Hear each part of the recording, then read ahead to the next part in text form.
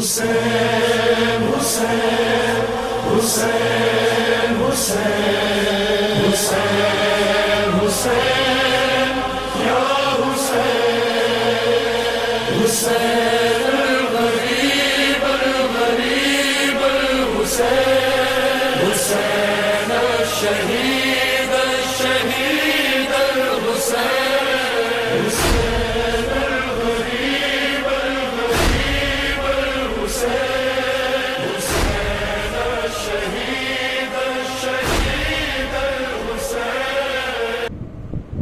لا حول ولا قوة إلا بالله العلي العظيم. أعوذ بالله من الشيطان اللعين الرجيم. بسم الله الرحمن الرحيم. الحمد لله والصلاة والسلام على رسول الله وعلى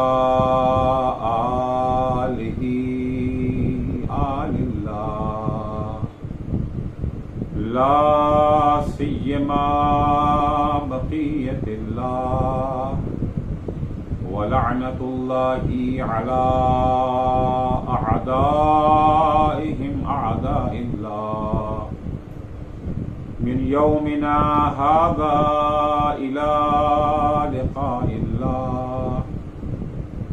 أما بعد فقد قال الإمام علي بن الحسين زين العابدين عليهم السلام: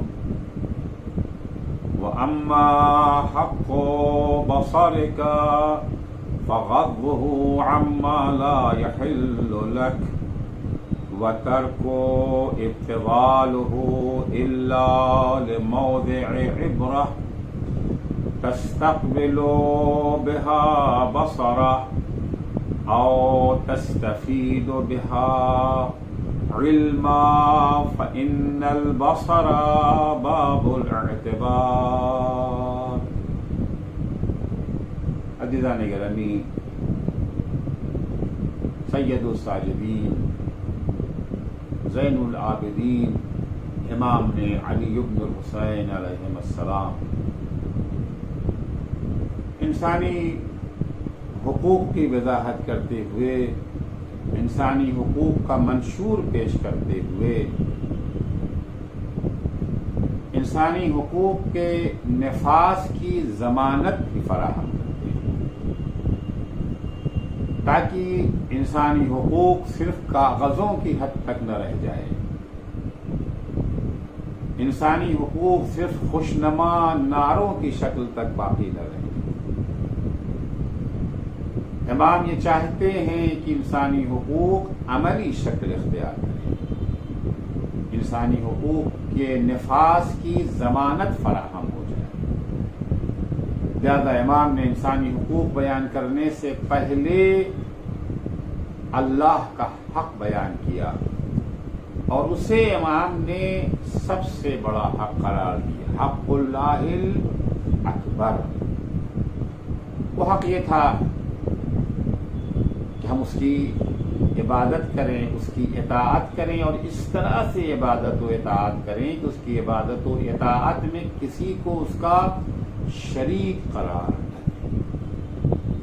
اگر اس طرح سے ہم نے اللہ کی عبادت و اطاعت کر لی تو ہم نے اس کا حق ادا کیا، اور اللہ کا حق ادا کرنے کی صورت میں انسان اس مقام، اس درجے پر فائز ہو جاتا ہے کہ پھر اس کے لیے دوسروں کے انسانی حقوق کو ادا کرنا، ان کے انسانی حقوق کی رعایت کرنا کوئی مشکل امر نہیں رہ جاتا ہے، بلکہ ناممکن ہے کہ انسان اللہ کا حق کما حقہ ادا کرے اور انسانی حقوق کو پامال کرے. اللہ کا حق بیان کرنے کے بعد امام علیہ السلام جب انسانوں کے حقوق کو بیان کرنے لگتے ہیں تو پہلا حق جو امام نے انسانی حقوق کے ذیل میں بیان کیا وہ یہ ہے انسان کا حق خود اپنی ذات کے اوپر کیا ہے. ایک تو یہ ہوتا ہے کہ دوسروں کا حق ہمارے اوپر نہیں، یہ اس سے پہلے کی منزل ہے، خود ہمارا اپنا حق اپنے اوپر کیا ہے، کیونکہ پہلے ہم اپنا حق ادا کر لیں. جو شخص اپنا ہی حق ادا نہ کر سکے گا وہ دوسروں اس سے کیا توقع رکھی جا سکتی ہے کہ وہ دوسروں کا حق ادا کرے. امام علیہ السلام نفس کا حق، اپنے نفس کا حق بیان کرتے ہوئے بدن، انسان کے بدن میں جو اعضاء و جوارح پائے جاتے ہیں ہر عضو کا امام نے حق بیان کیا. امام نے زبان کا حق بیان کیا، سب سے پہلے زبان کے بعد کان کا حق بیان کیا، کان کے بعد آنکھ کی باری ہے. زبان کا حق، کان کا حق تفصیل سے آپ کی خدمت میں عرض کر چکا ہوں.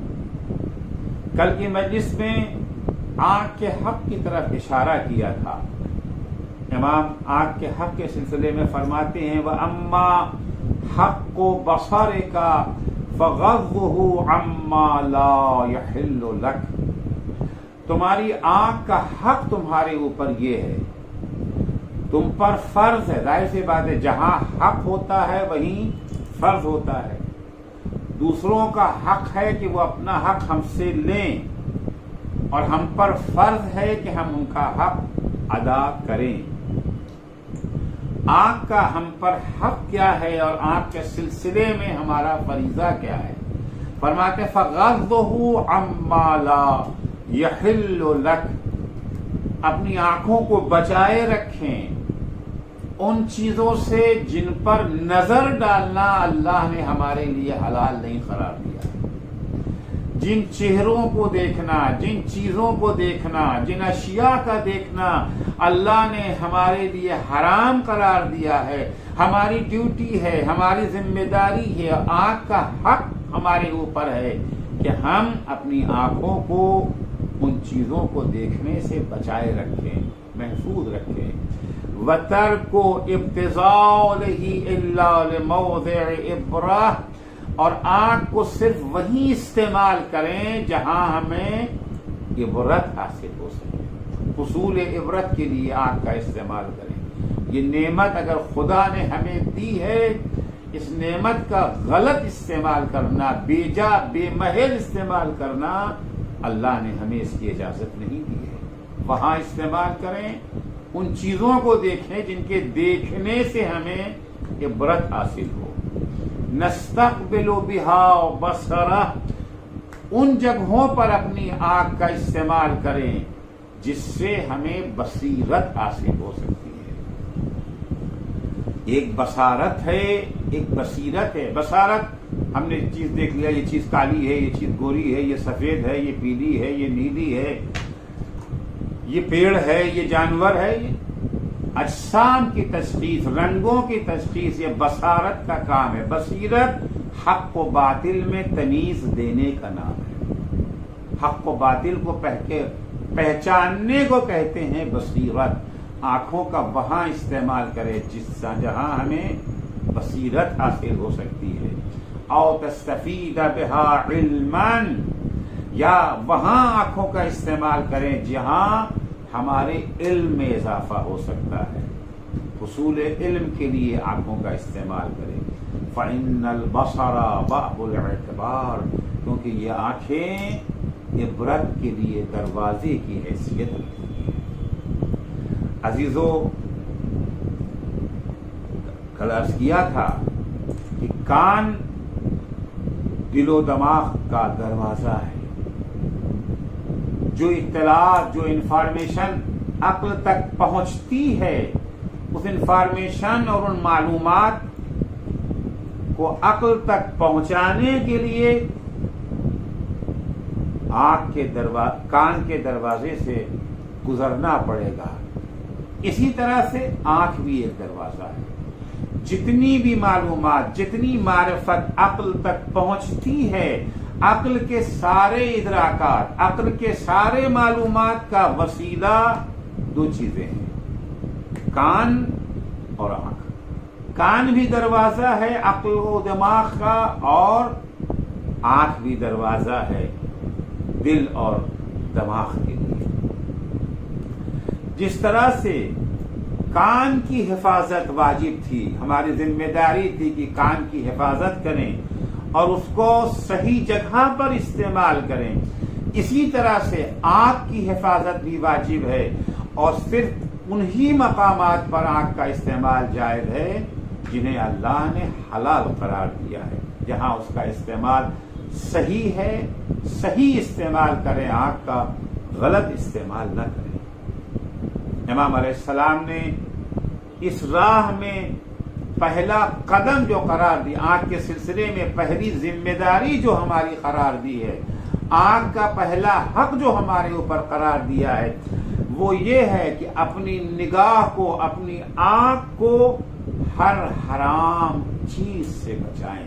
حرام چیزوں پر نگاہ کرنے سے آنکھ کو محفوظ رکھیں.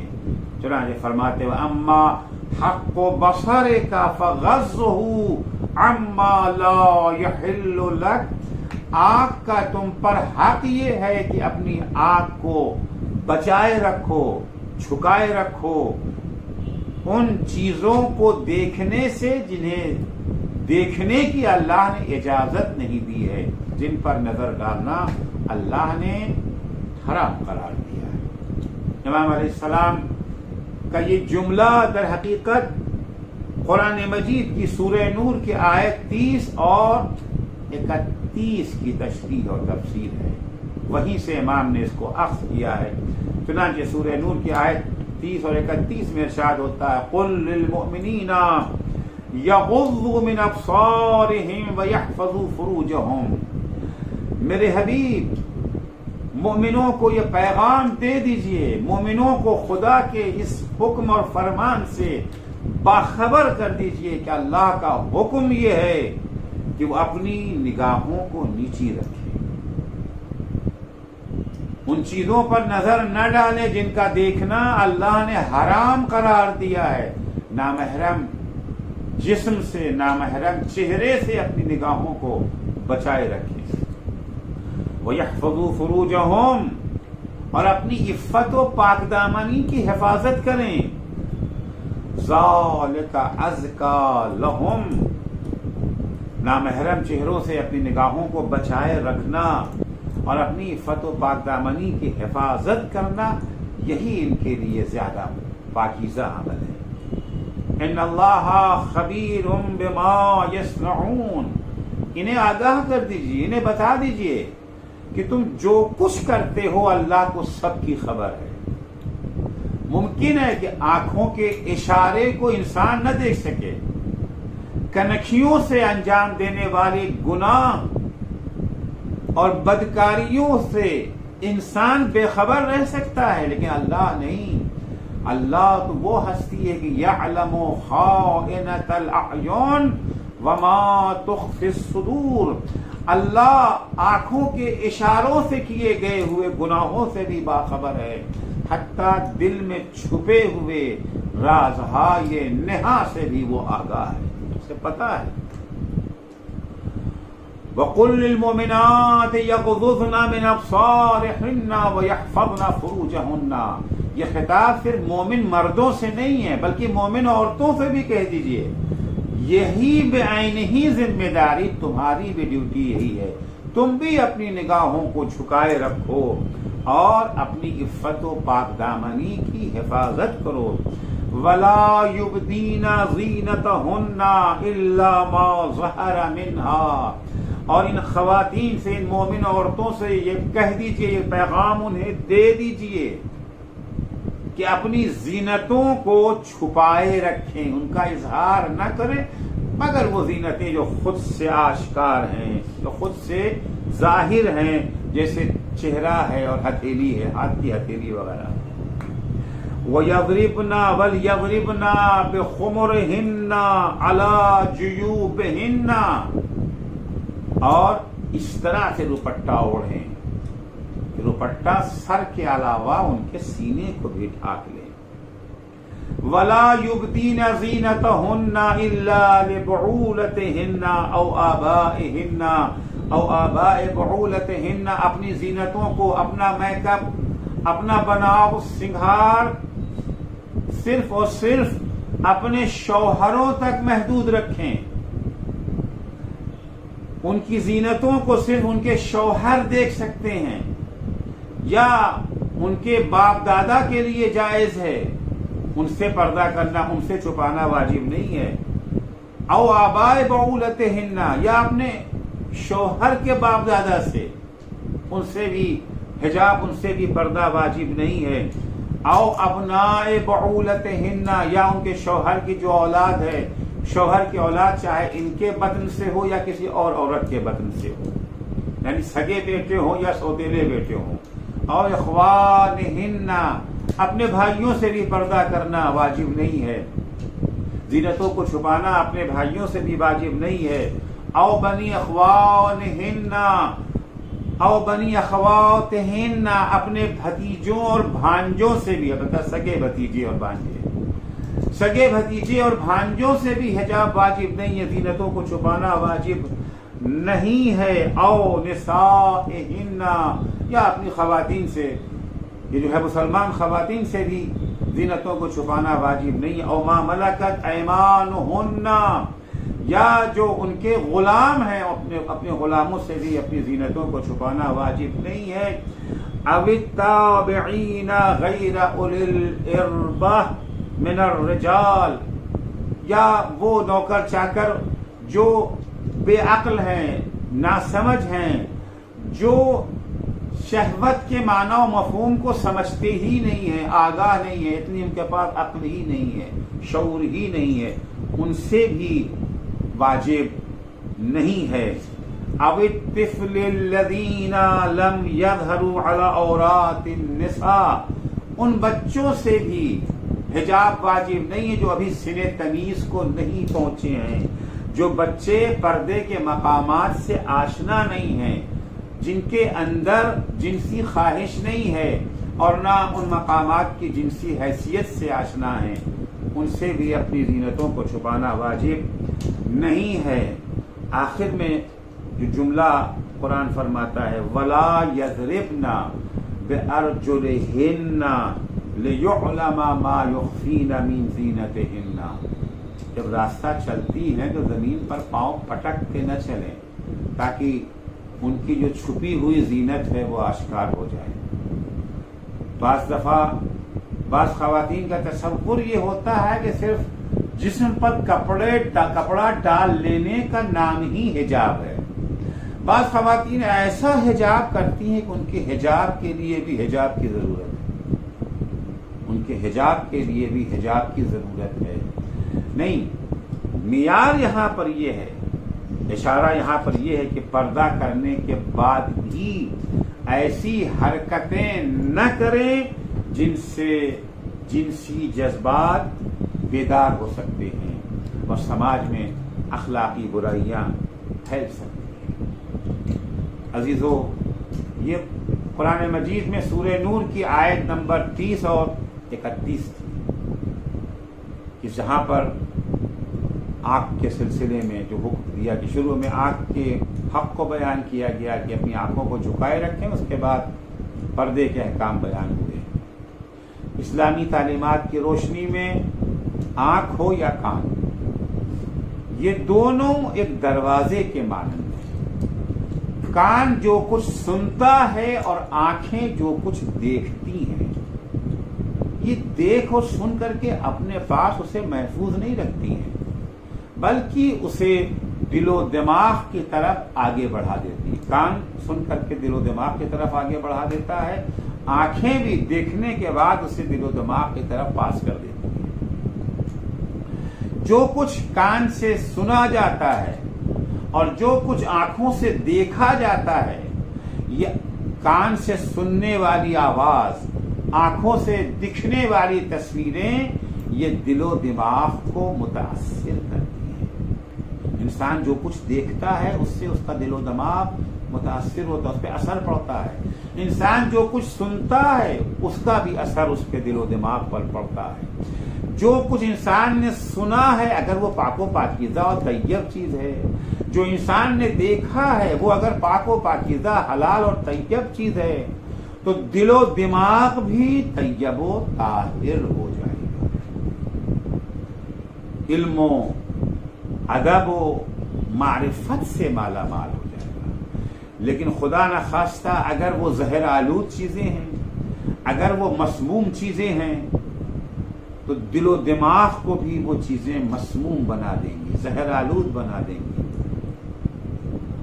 وہ زہر آلود اور مسموم اشیاء، وہ زہر آلود آواز، وہ مسموم تصویریں انسان کے دل و دماغ کو مسموم اور زہر آلود بنا کر کے بیمار کر دیں گے، اور پھر دل و دماغ کی موت کا سبب بن جائیں گی وہ آوازیں اور وہ تصویریں۔ اور جب کوئی مر جاتا ہے، جس کا دل مر جائے، جس کا دماغ مر جائے، پھر مرے ہوئے پر کوئی بھی دوا اثر نہیں کرتی ہے۔ اگر ابھی بیماری کی حد تک ہے اور وہ بھی لا علاج بیماری میں تبدیل نہ ہو جائے تو اس کا علاج ممکن ہے، لیکن اگر مرض لا علاج ہو جائے یا زندگی ہی ختم ہو جائے، زندگی کے رمق نکل جائے، تو ظاہر سی بات ہے کہ پھر کوئی دوا، کوئی نصیحت، کوئی موعظہ، کوئی معجزہ اس پر اثر نہیں کر پاتا۔ پھر 6 مہینے کا بے شیر بھی جب اپنے سوکھے ہونٹوں پر زبان پھیرے گا تب بھی اسے رحم نہیں آئے گا، بچے کو پانی دینے کے بجائے 3 پھل کے تیر سے اس کا گلا چھید دے گا۔ یہ دل و دماغ کے مردہ ہو جانے کی علامت ہے۔ چنانچہ قرآن مجید میں سورہ بقرہ آیت 6 سے لے کر کے 10 تک اس سلسلے میں انسان کی رہنمائی کی ہے قرآن مجید۔ ان الذین کفروا سواء علیہم اانذرتہم ام لم تنذرہم فہم لا یؤمنون۔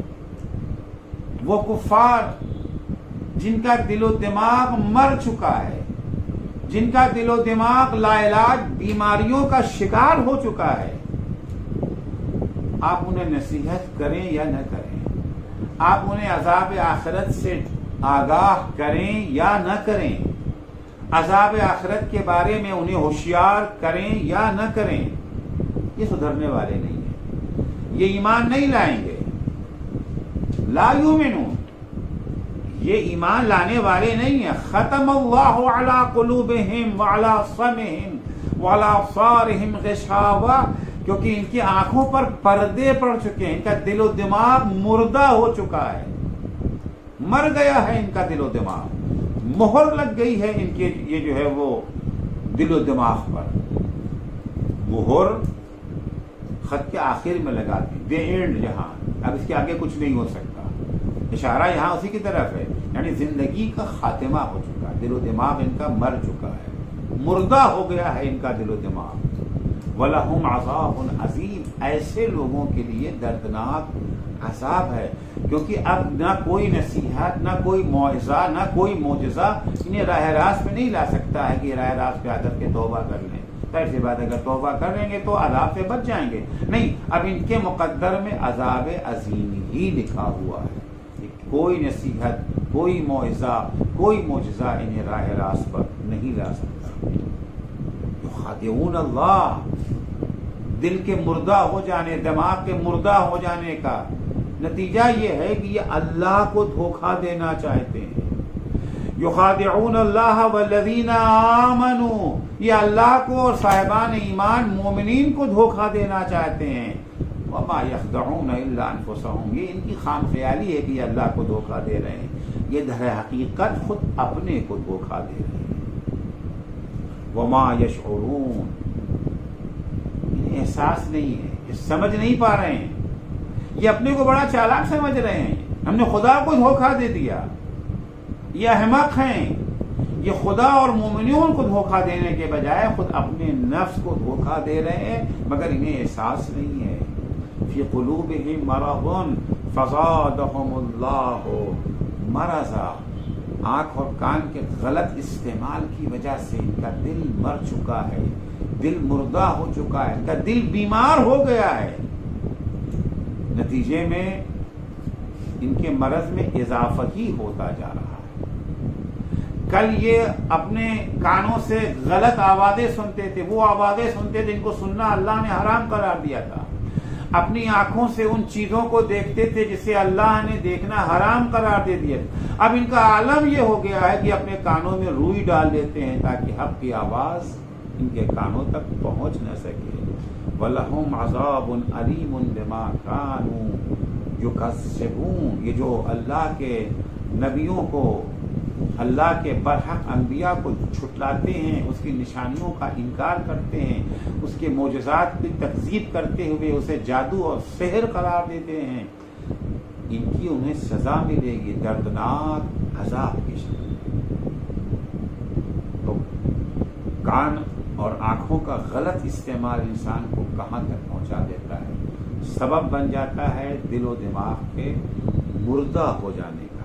اسی لیے حدیثوں میں کان کے ساتھ ساتھ آنکھوں کو بھی کنٹرول میں رکھنے کا تاکیدی حکم دیا گیا ہے۔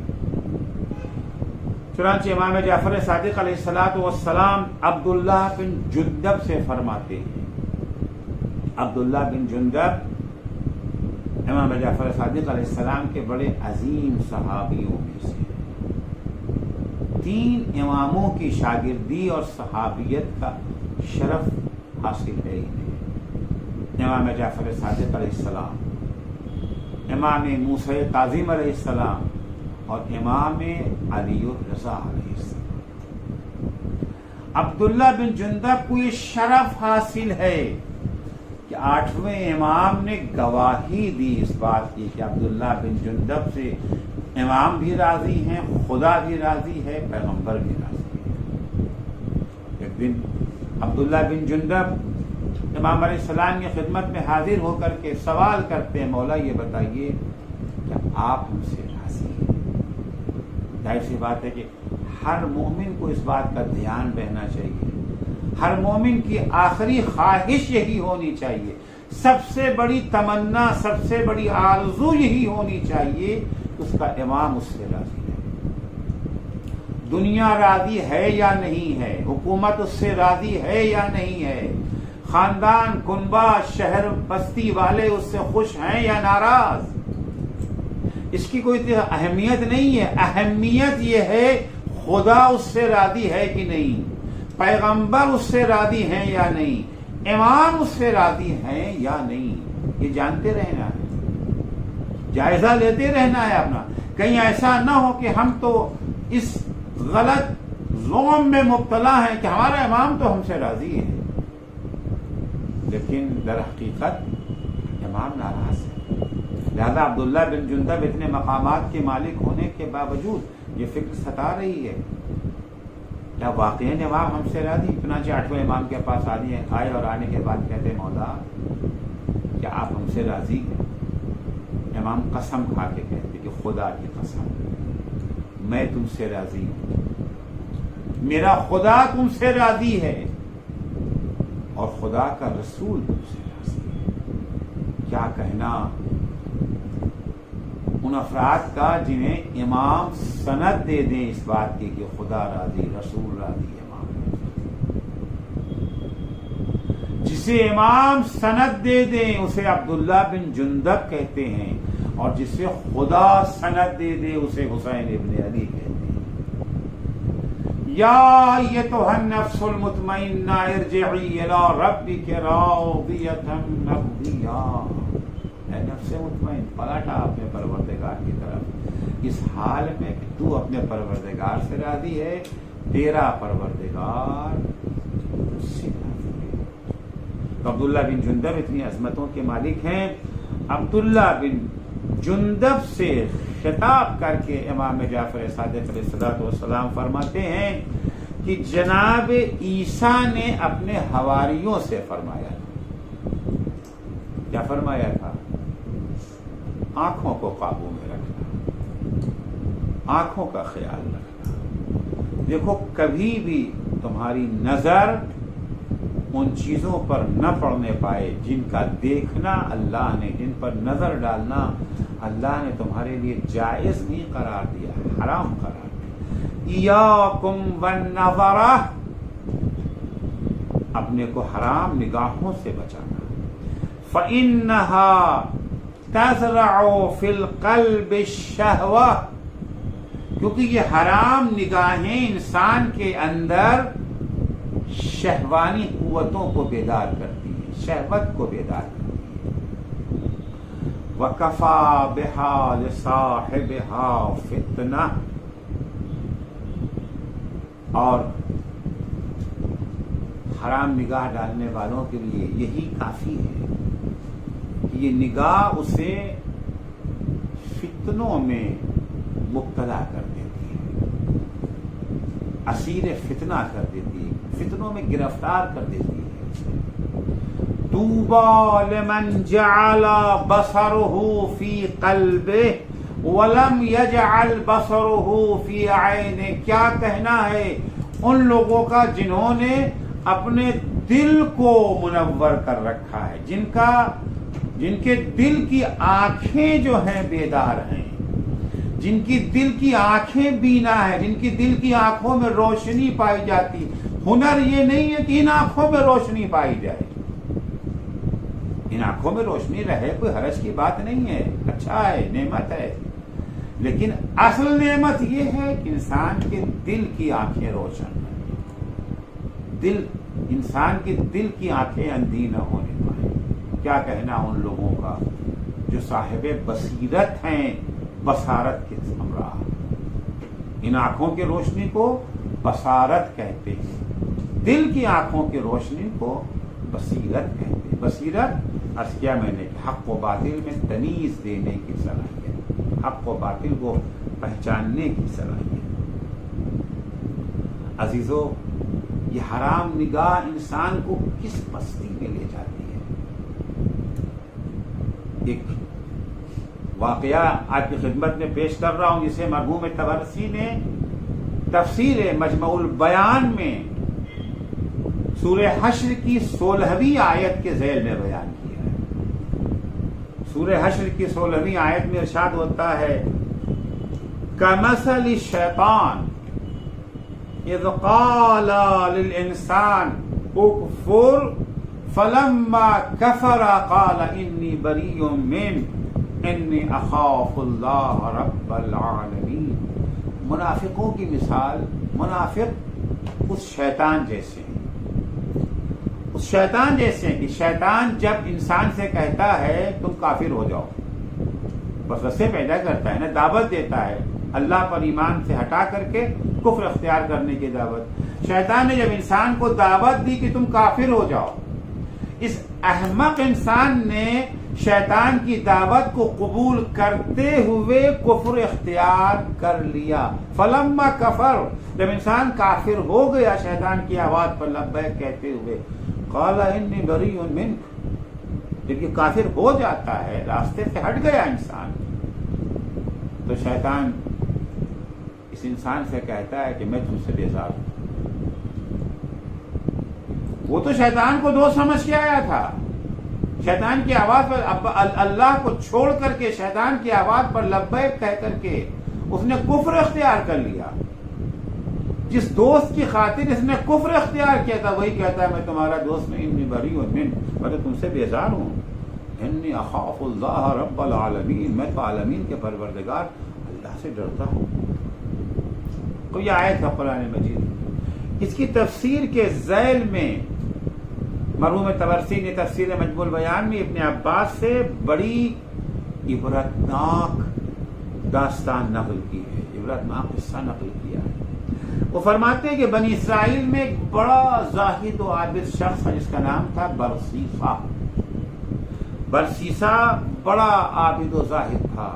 اللہ نے اس کی عبادت اور اس کے زہد کے انعام کے طور پر اسے یہ طاقت دے دی تھی کہ وہ لاعلاج بیماروں خصوصاً پاگلوں کا علاج کر دیا کرتا تھا، پاگلوں کو شفا دیا کرتا تھا، جس کی عبادت اور اس کے زہد و تقوی کا انعام اللہ نے اسے دیا تھا. شہرت اس کی ہو گئی تھی، خاص طور سے کہ پاگلوں کا علاج کرتا ہے، جن کا ذہنی توازن یہ جو ہے بگڑ گیا ہے ان کو وہ شفا عطا کرتا ہے.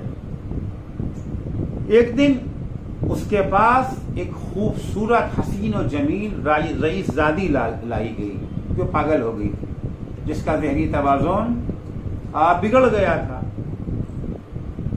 وہ حسین و جمیل عورت جب آئی، اس کے چہرے پر اس عابد برسیسا عابد کی نظر پڑتے ہی اس کا دیوانہ ہو گیا۔ کیا کہا تھا جناب عیسیٰ نے؟ ایاکم والنظرہ، اپنی نگاہوں کو قابو میں رکھنا، نگاہوں کو کنٹرول رکھنا، حرام چہروں کو دیکھنے کا نگاہوں کو عادی نہ بنانا۔ کیوں؟ اس لیے کہ یہ حرام نظر تزرع فی القلب الشہوہ، دل میں شہوانی جذبات کو بیدار کرتی ہے۔ اس حسین و جمیل عورت پر برسیسا زاہد و عابد کی نگاہ پڑی، نگاہ پڑتے ہی دل میں ہلچل سی ہونے لگی، اس کا عاشق ہو گیا، دیوانہ ہو گیا، اس کا شہوت غالب ہو گئی، ایمان اور برسوں کی عبادت کو اس نے داؤں پر لگا دیا اور وہ حرکت کر بیٹھا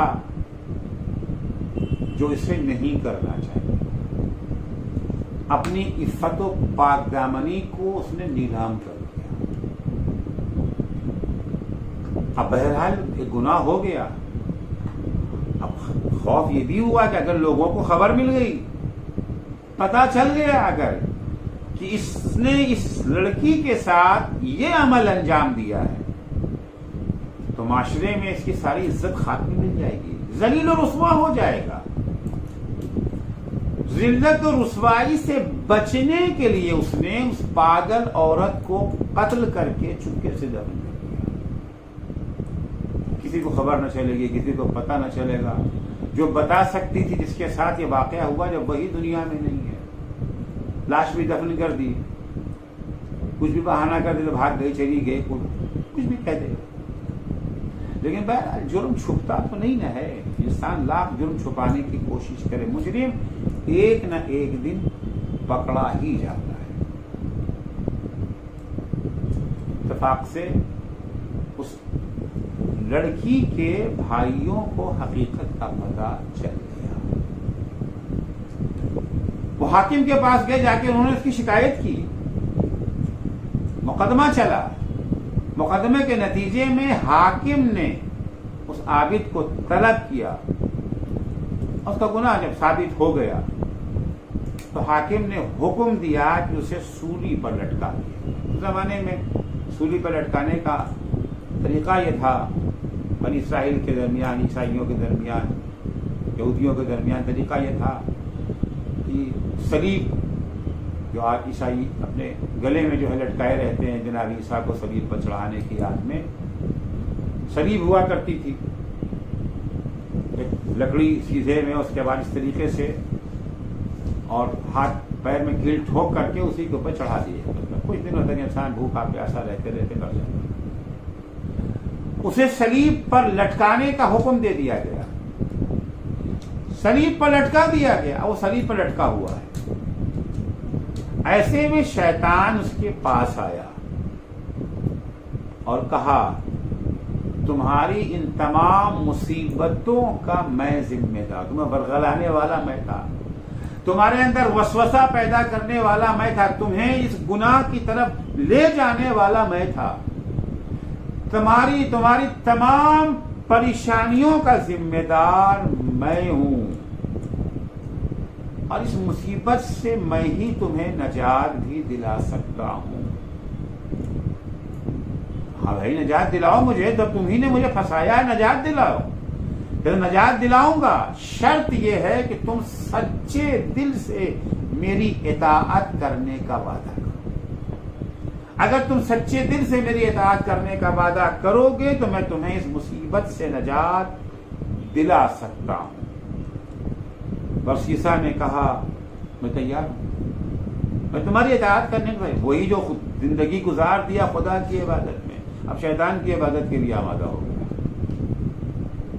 یہ گناہ انسان کو کہاں سے کہاں پہنچاتا ہے۔ برسیسا عابد نے کہا، میں تیار ہوں۔ شیطان نے کہا، مجھے سجدہ کرو۔ عابد نے کہا، میں صلیب پر لٹکا ہوا ہوں، پہلے اتارو، آزاد کرو، تب تو تمہیں سجدہ کروں. کیسے سجدہ کروں؟ شیطان نے کہا اشارہ بھی چلے گا، تم اشارے سے بھی اگر مجھے سجدہ کر لو تو یہی میرے لیے کافی ہے. بس عیسیٰ عابد نے اشارے سے اللہ کو سجدہ کرنے کے بجائے شیطان کو سجدہ کر دیا. زندگی بھر اللہ کی عبادت کرنے کے بعد کافر ہو گیا. جب سجدہ کر لیا اس نے تو ابلیس نے بھی اس سے دوری اختیار کر لی. کمثل الشیطان اذ قال للانسان اکفر، منافقوں کی مثال شیطان جیسی ہے کہ جب وہ انسان سے کہتا ہے تم کافر ہو جاؤ، فلما کفر، اس کی دعوت کو قبول کر کے جب انسان کافر ہو جاتا ہے، قال انی بریء منک، تو شیطان کہہ جاتے ہیں میں تو تم سے بیزار ہوں، میرا تم سے کوئی رشتہ ناتا نہیں ہے، پڑے رہو سلیب پر. جان سے بھی ہاتھ دھویا، ایمان بھی رخصت ہو گیا، ایمان بھی چلا گیا. اسی حال میں، اسی بےایمانی کے حال میں شیطان کی عبادت کر کے دنیا سے رخصت ہو گیا. یہ اتنی بڑی بربادی، اتنی بڑی تباہی، اتنا بڑا زوال، سبب کیا تھا اس کا؟ ایک حرام نگاہ، اپنی آنکھوں کو کنٹرول نہ کرنا. آپ صفا رسول ہے سب آنکھوں کو ٹھنڈکی تو پہنچایا ہے اور کیا کیا ہے. بظاہر یہ بڑا چھوٹا سا عمل ہے لیکن نتیجہ کتنا خطرناک نکل سکتا ہے. آنکھ کے دروازے سے ایک غلط نظر گزری، اس نے دل کو تبدیل کر دیا. عرض کیا کہ آنکھ جو کچھ دیکھتی ہے، آنکھ اس کو اپنے پاس روک نہیں لیتی، آگے بڑھا دیتی ہے. آنکھ کے دروازے سے گزر کر کے یہ نگاہ کا اثر دل تک پہنچا، اس نے دل کو تبدیل کر دیا. وہ دل جس میں خدا بسا ہوا تھا، وہ دل جو انسان کو اللہ کی عبادت پر مائل کرتا تھا، اب وہ دل اسے زنا کی طرف لے گیا. زنا کے بعد اسے قتل کی طرف لے گیا، اور قتل کے بعد کفر جیسے خطرناک ترین گناہ کا شکار بنا دیا. اسی لیے حدیث میں ہے النظرۃ سہم من سہام ابلیس، حرام نگاہ، حرام نظر ابلیس کے تیروں میں سے ایک تیر ہے. نشانہ لیتے ہیں نا تیر سے. ابلیس ہمارے ایمان کو نشانہ بنانا چاہتا ہے. ہمارے ایمان کو نشانہ بنانے کے لیے اس نے بہت سارے تیر فراہم کر رکھے ہیں. انہی میں سے ایک تیر کون سا ہے؟ حرام نگاہوں کا تیر. حدیث میں اور حقیقت بھی یہی ہے، کیونکہ شیطان نے اللہ کی عزت و جلال کی قسم کھائی ہے فَبِعِزَّتِكَ لَأُغْوِيَنَّهُمْ أَجْمَعِينَ، کہ میں تیرے تمام بندوں کو بہکاؤں گا إِلَّا عِبَادَكَ مِنْهُمُ الْمُخْلَصِينَ، سوائے مخلص بندوں. مخلص بندے وہ ہیں جو اپنی زبان پر بھی قابو رکھتے ہیں، اپنے کان پر بھی قابو رکھتے ہیں، اپنی آنکھوں پر بھی قابو رکھتے ہیں. اللہ نے جتنی طاقتیں، جتنی قوتیں، جتنی صلاحیتیں انہیں دی ہیں، سب کو انہوں نے اپنے قابو اور کنٹرول میں رکھا ہے، اور صرف اسے اللہ کی اطاعت ہی میں اس کا استعمال کرتے ہیں. ابلیس بندوں کو بہکانا چاہتا ہے. خدا سے وعدہ کیا ہے اس نے، اور اس کام کے لیے وہ انہی وسائل کو بروئے کار لاتا ہے جو اللہ نے انسان کو کمالات کے حصول کے لیے عطا کی ہے.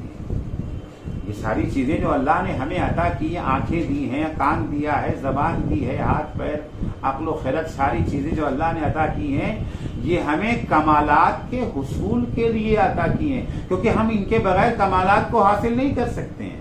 ہم اگر کمال بھی حاصل کرنا چاہتے ہیں، اگر اللہ کی اطاعت بھی کرنا چاہتے ہیں، تو ان اعضاء و جوارح کے ہم محتاج ہیں. کسی گرتے ہوئے کو اٹھانے کے لیے ہاتھ تو چاہیے نا. کسی مظلوم کی فریاد رسی کے لیے جانے کے لیے پیر تو چاہیے، دیکھنے کے لیے آنکھیں چاہیے۔ اگر علی کے چہرے کو دیکھنا عبادت ہے، النظر الی وجہ علی بن ابی طالب عبادہ، آنکھیں نہ ہوں گی تو علی کے چہرے کو دیکھیں گے کیسے؟ اگر تلاوت قرآن کا سننا عبادت ہے، کان نہ ہوگا تو سنیں گے کیسے؟ اللہ نے وہ سارے اعضاء، وہ ساری نعمتیں، وہ ساری چیزیں جو اللہ نے ہمیں کمالات کو حاصل کرنے کے لیے عطا کیا ہے، شیطان انہی چیزوں کو اپنے مقصد کے لیے بھی استعمال کرتا ہے۔ یہ وسائل کمال و زلال کے لیے مشترک ہیں، گمراہی میں بھی یہی وسائل استعمال ہوتے ہیں، ہدایت کے لیے بھی یہی وسائل استعمال ہوتے ہیں۔ بس ان وسائل کو استعمال کس طرح سے کیا جا رہا ہے، صحیح استعمال یا غلط استعمال؟ صحیح استعمال انسان کو فرشتوں سے افضل بنا کر اعلی علیین تک پہنچا سکتا ہے، اور غلط استعمال جانور سے بدتر بنا کر کے اسفل السافلین کی گہری کھائی میں گرا سکتا ہے۔ اسی لیے اسلام نے ان وسائل کے استعمال کے سلسلے میں واجب، حرام، مستحب، مکروہ اور مباح کی شکل میں کچھ قوانین مقرر کیے ہیں۔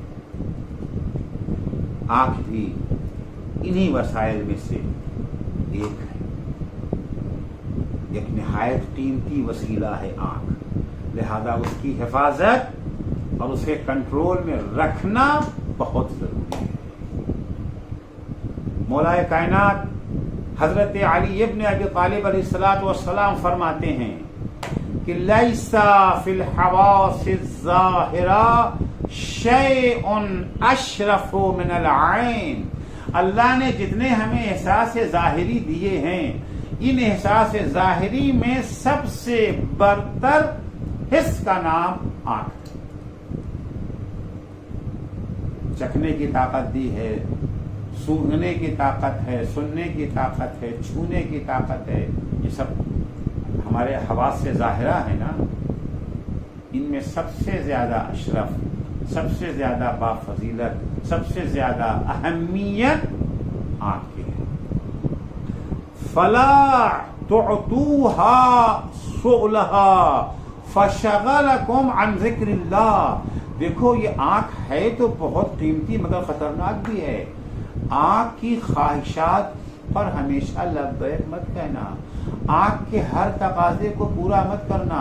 آنکھ حلال چیزوں کو بھی دیکھنا چاہتی ہے، حرام چیزوں کو بھی دیکھنا چاہتی ہے۔ آنکھ کو صرف حلال چیزوں کے دیکھنے کی اجازت دینا، حرام چیزوں کو دیکھنے کی اجازت نہ دینا، کیونکہ اگر تم نے آنکھ کو حرام چیزوں کو دیکھنے کی اجازت دے دی، اس کی ہر خواہش پوری کرنے کے لیے تیار ہو گئے، تو یاد رکھو یہ تمہیں یاد خدا سے غافل بنا دے، یہ تمہیں یاد خدا سے غافل بنا دے۔ انسان بعض اوقات تعجب کرتا ہے کہ لوگ اپنی نگاہوں سے امام حسین کو دیکھ رہے تھے، اپنی نگاہوں سے، ان کی نگاہوں کے سامنے امام حسین موجود تھے، اپنے کانوں سے امام حسین کے خطبے سن رہے تھے، اپنے کانوں سے امام حسین کی نصیحتوں کو سن رہے تھے، لیکن ان پر کسی چیز کا اثر نہیں ہو رہا۔ وجہ کیا تھی؟ وجہ یہ ہے کہ انہوں نے اپنی آنکھوں کو آزاد چھوڑ رکھا تھا۔ احل ما حرم اللہ، امام حسین علیہ السلام نے جو خط لکھا تھا کوفیوں کو، یزیدیوں کے بارے میں کیا لکھا تھا؟ احل ما حرم اللہ، جن چیزوں کو اللہ نے حرام قرار دیا تھا انہیں، ان چیزوں کو انہوں نے حلال قرار دے دیا۔ اس کا نتیجہ اب یہ ہو گیا جنہیں نہ خدا کی یاد آتی ہے، نہ خدا کے اولیاء کی یاد آتی ہے، نہ یہ خدا کے بنائے ہوئے امام کو امام سمجھ پاتے ہیں۔ آخر انسان حیرت زدہ رہ جاتا ہے، آخر یہ کیسے ممکن ہے؟ جن لوگوں نے اپنی آنکھوں سے دیکھا تھا کہ رسول خدا امام حسین کو اپنے کاندھوں پر بٹھاتے تھے، جنہوں نے اپنے کانوں سے سنا تھا کہ امام حسین کے بارے میں پیغمبر فرماتے تھے حسین منی وانا من الحسین، مجھ سے حسین مجھ سے ہے، میں حسین سے ہوں، الحسن والحسین سیدا شباب اہل الجنہ، حسن اور حسین جنت کے جوانوں کے سردار ہیں، جنہوں نے اپنی آنکھوں سے دیکھا تھا، اپنے کانوں سے سنا تھا کہ پیغمبر حسین کو آغوش میں لے کے کہتے تھے ھذا حسین فاعرفوہ، یہ حسین ہے، اسے پہچان لو۔ اس کے باوجود کربلا میں کوئی باہر کے آئے ہوئے کافر تو نہیں تھے نا۔ امام حسین کے مقابلے میں کربلا میں وہ افراد نہیں تھے جو امام حسین سے آشنا نہ تھے، امام حسین کو پہچانتے نہ تھے، امام حسین سے واقف نہ تھے، جو اسلام سے واقف نہ تھے، دین سے واقف۔ اکثریت ان افراد کی تھی جو امام حسین سے اچھی طرح واقف تھے، اچھی طرح پہچانتے تھے۔ اس کے باوجود اتنا بڑا گناہ کیسے کر بیٹھے؟ اتنے بھیانک مظالم کے مرتکب کیسے ہو گئے؟ یہ سب نتیجہ ہے، گناہوں کا نتیجہ ہے۔ اللہ کی ان نعمتوں کو جنہیں اللہ نے کمالات کے حصول کے لیے دیا تھا، اس کا غلط استعمال، اس کا بیجا استعمال، صحیح استعمال کرتے تو فرشتوں سے افضل بن جاتے، غلط استعمال کی بنا پر جانوروں سے بھی بدتر ہو گئے۔ وہ مظالم انہوں نے کیے، وہ ستم انہوں نے ڈھائے، جسے آج بھی انسان سن کر کے پڑھ کر کے حیرت زدہ رہ جاتا ہے، دنگ رہ جاتا ہے۔ جب انسان پر ان کی حقیقت آشکار ہوتی ہے، جب لوگوں کو پتہ چلتا ہے، حقیقتوں کا جب علم ہو جاتا ہے، انسان ان سے بیزار ہو جاتا ہے۔ یہ جو ہے پروپیگنڈوں کے ذریعے سے اپنے چہرے پر خوشنما نقاب تو ڈال دیتے ہیں، لیکن جب لوگوں کو حقیقت کا پتہ چلتا ہے، جب ان کے چہرے سے نقاب ہٹتی ہے، تو ان کا مکروہ چہرہ لوگوں کے سامنے آ جاتا ہے۔ یزید نے اہل بیت اطہار کو اسیر تو کر لیا تھا، قید کر کے در بدر انہیں پھرا تو رہا تھا۔ مقصد کیا تھا یزید کا؟ اپنے خیال میں علیاذ باللہ اہل بیت اطہار کو ذلیل کرنا چاہتا،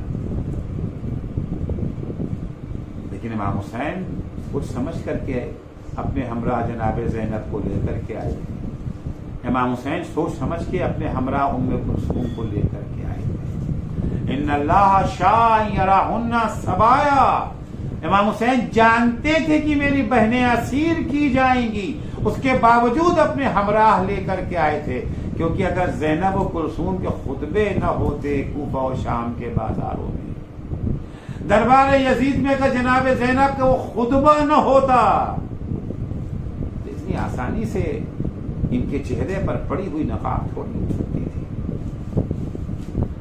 جناب زینب کا دربار میں خطبہ، امام سجاد کا مسجد عموی میں خطبہ، جہاں امام سجاد نے ان کے چہرے پر پڑی ہوئی نقاب کو ہٹا کر کے ان کا مکروہ چہرہ لوگوں کے سامنے لا کر کے رکھ دیا۔ جمعے کا دن ہے، خطیب جمعہ منبر پہ جاتا ہے، اور منبر پہ جانے کے بعد وہ ساری برائیاں جو بنی امیہ میں پائی جاتی تھی ان کی نسبت اہل بیت اطہار کی طرف دیتا ہے، اور وہ سارے کمالات و فضائل جو اہل بیت اطہار کے تھے انہیں بنی امیہ کی طرف نسبت دیتا ہے۔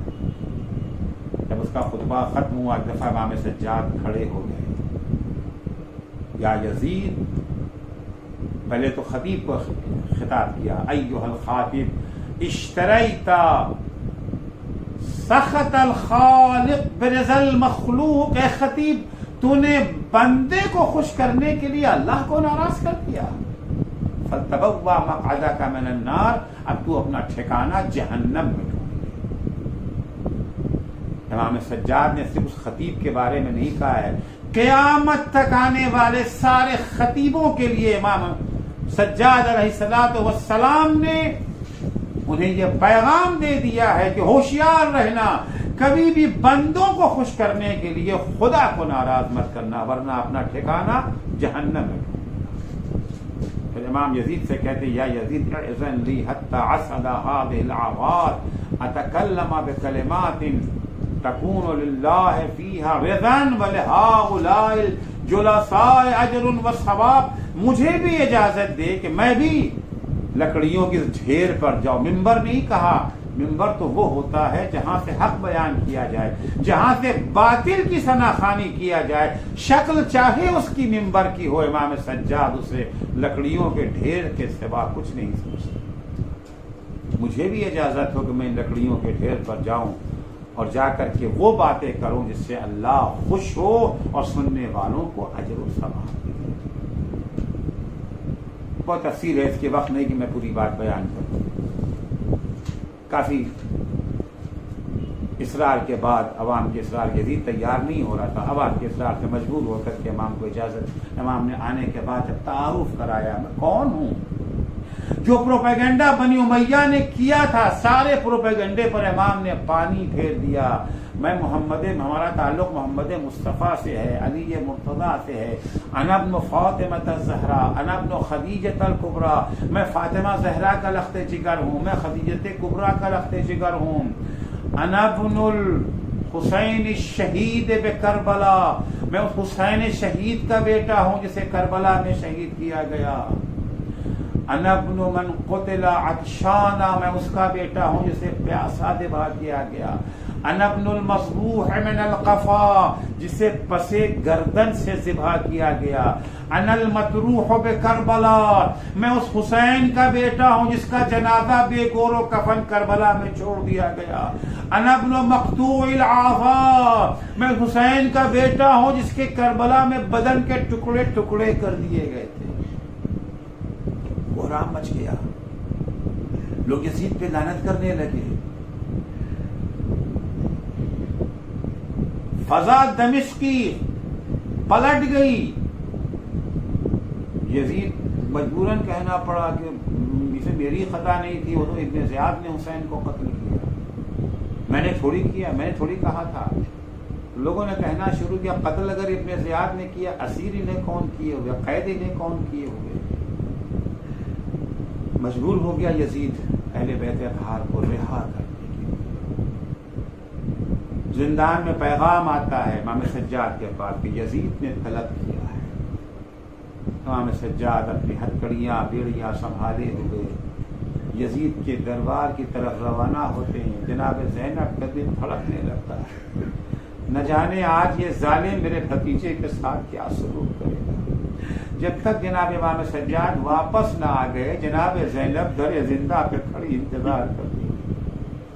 امام سجاد یزید کے پاس آئے ہیں، یزید خبر دیتا ہے کہ ہم تمہیں آزاد کرتے ہیں، جی چاہے مدینے میں رہو، جی چاہے شام میں رہو، جی چاہے مدینہ چلے جاؤ۔ امام سجاد نے کہا میں اپنی پھوپھی زینب سے مشورہ کیے بغیر کچھ نہیں کہہ سکتا۔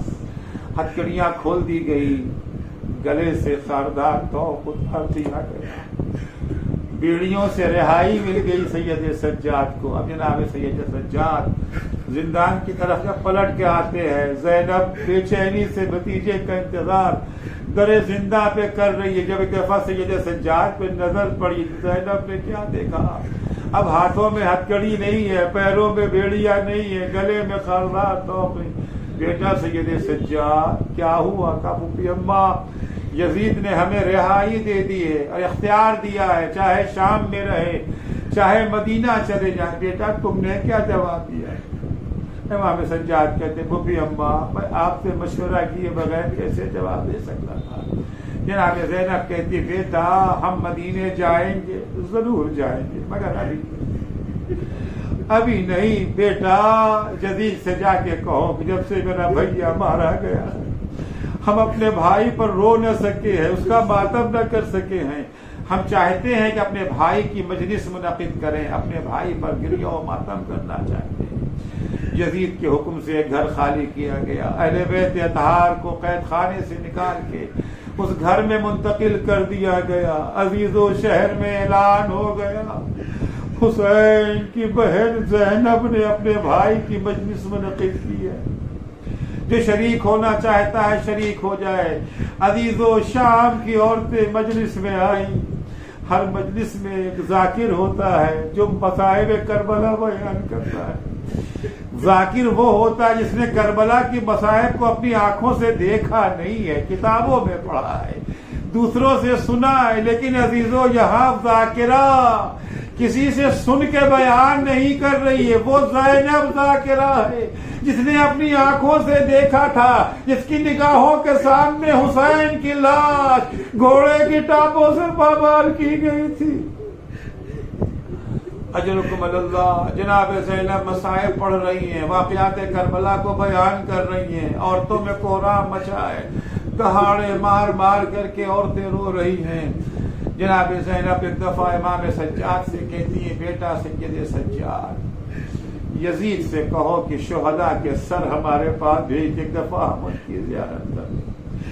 یزید نے شہداء کے سر بھیجا. عزیزو ہمارے یہاں کبھی صرف مجلس ہوتی ہے اور کبھی مجلس کے بعد شبیہیں بھی برآمد ہوتی ہیں.